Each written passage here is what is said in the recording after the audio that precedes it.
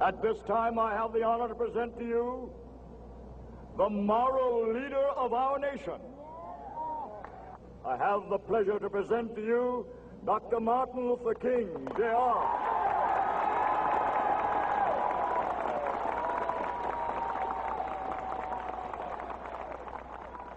I am happy to join with you today in what will go down in history as the greatest demonstration for freedom in the history of our nation.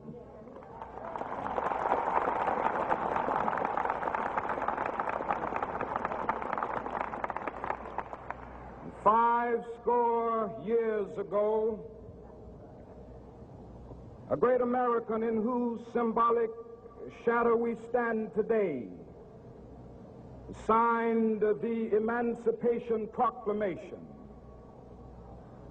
This momentous decree came as a great beacon light of hope to millions of Negro slaves who had been seared in the flames of withering injustice. It came as a joyous daybreak to end the long night of their captivity. But 100 years later, the Negro still is not free. 100 years later,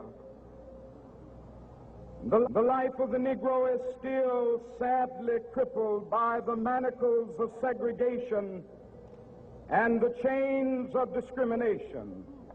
100 years later, the Negro lives on a lonely island of poverty in the midst of a vast ocean of material prosperity.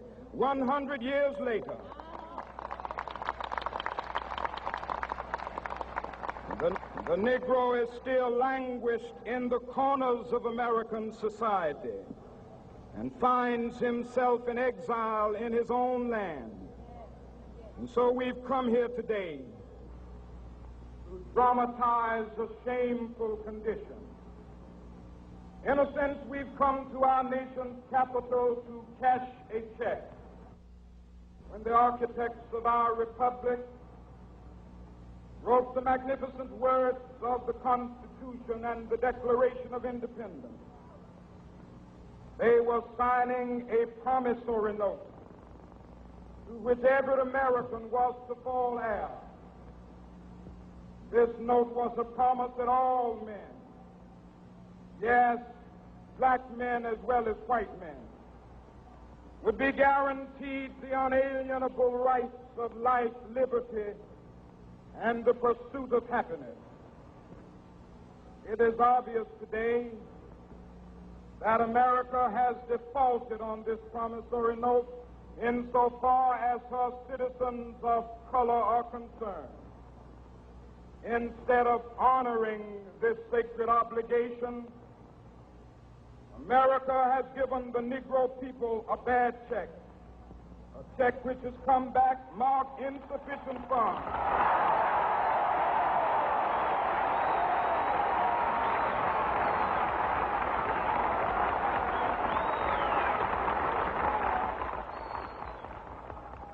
But we refuse to believe that the Bank of Justice is bankrupt. We refuse to believe that there are insufficient funds in the great vaults of opportunity of this nation. So we've come to cash this check, a check that will give us upon demand the riches of freedom and the security of justice.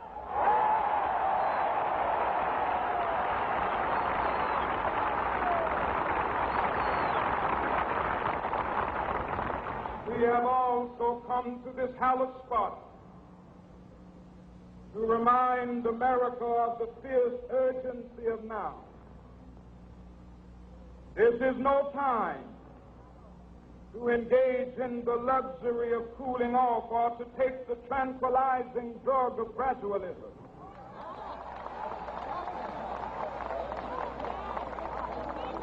Now is the time to make real the promises of democracy. Now is the time to rise from the dark and desolate valley of segregation to the sunlit path of racial justice. Now is the time to lift our nation from the quicksands of racial injustice to the solid rock of brotherhood. Now is the time to make justice a reality for all of God's children. It would be fatal for the nation to overlook the urgency of the moment. This sweltering summit of the Negro's legitimate discontent will not pass until that is an invigorating autumn of freedom and equality. 1963 is not an end, but a beginning. Those who hope that the Negro needed to blow off steam and will now be content will have a rude awakening if the nation returns to business as usual.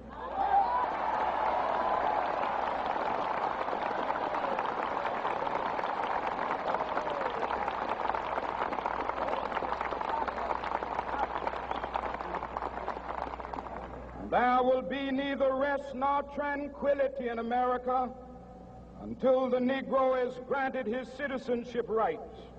The whirlwinds of revolt will continue to shake the foundations of our nation until the bright day of justice emerges.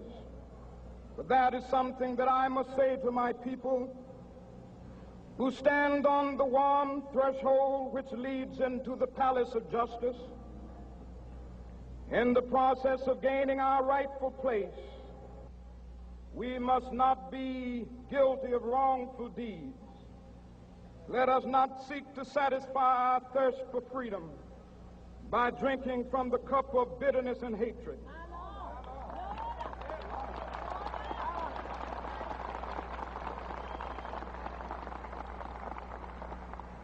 We must forever conduct our struggle on the high plane of dignity and discipline. We must not allow our creative protest to degenerate into physical violence.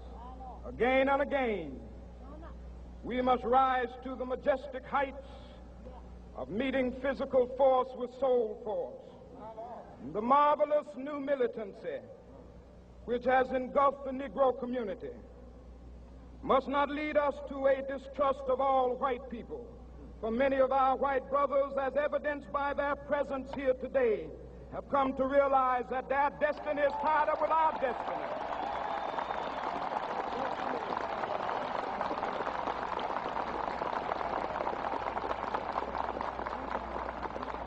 And they have come to realize that their freedom is inextricably bound to our freedom. We cannot walk alone. And as we walk, we must make the pledge that we shall always march ahead. We cannot turn back.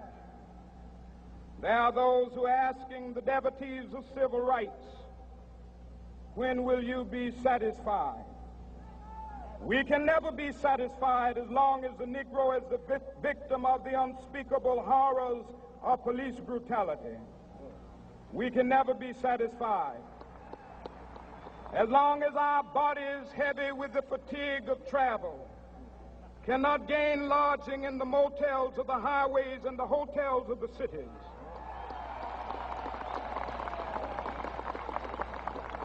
We cannot be satisfied as long as the Negro's basic mobility is from a smaller ghetto to a larger one. We can never be satisfied as long as our children are stripped of their selfhood and robbed of their dignity by signs stating for whites only.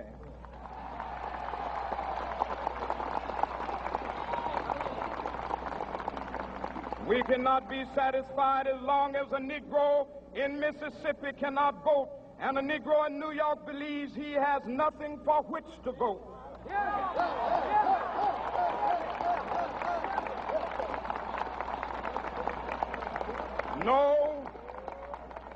No, we are not satisfied, and we will not be satisfied until justice rolls down like waters and righteousness like a mighty stream.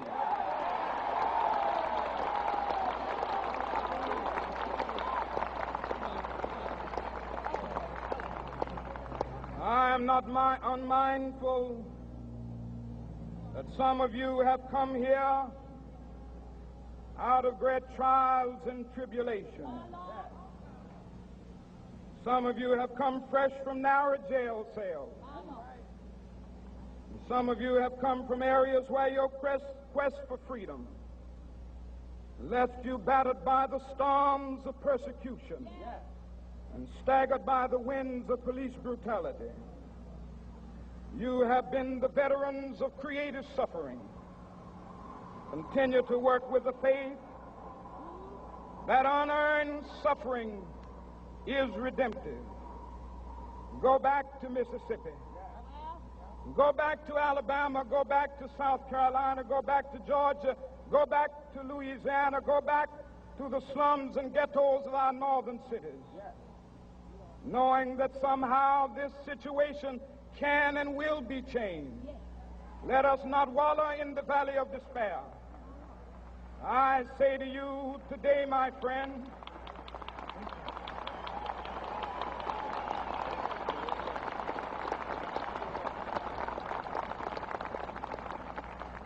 so even though we face the difficulties of today and tomorrow, I still have a dream.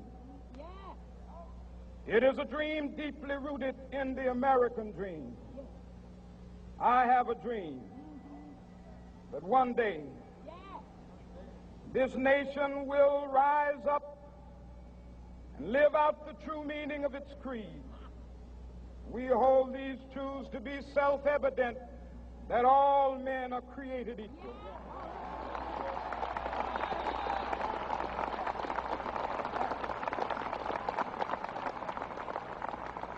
I have a dream that one day on the red hills of Georgia, the sons of former slaves and the sons of former slave owners will be able to sit down together at the table of brotherhood. I have a dream that one day, even the state of Mississippi, a state sweltering with the heat of injustice, sweltering with the heat of oppression, will be transformed into an oasis of freedom and justice. I have a dream that my 4 little children will one day live in a nation where they will not be judged by the color of their skin, but by the content of their character. I have a dream today.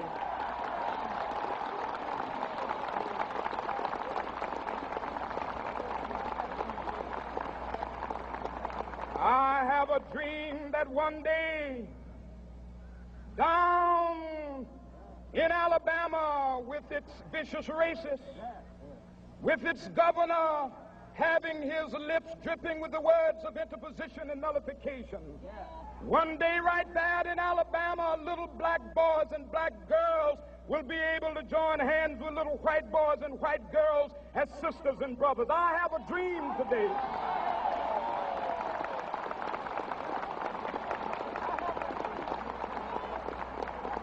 I have a dream that one day every valley shall be exalted, and every hill and mountain shall be made low. The rough places will be made plain, and the crooked places will be made straight, and the glory of the Lord shall be revealed, and all flesh shall see it together. This is our hope. This is a faith that I go back to the South with. With this faith, we will be able to hew out of the mountain of despair a stone of hope. With this faith, we will be able to transform the jangling discords of our nation into a beautiful symphony of brotherhood. With this faith, we will be able to work together, to pray together, to struggle together, to go to jail together, to stand up for freedom together, knowing that we will be free one day. This will be the day. This will be the day when all of God's children will be able to sing with new meaning, "My country, 'tis of thee. Sweet land of liberty, of thee I sing. Land where my fathers died, land of the pilgrim's pride. From every mountainside, Let freedom ring, and if America is to be a great nation, this must become true. And so let freedom ring from the prodigious hilltops of New Hampshire. Let freedom ring from the mighty mountains of New York. Let freedom ring from the heightening Alleghenies of Pennsylvania. Let freedom ring from the snow-capped Rockies of Colorado.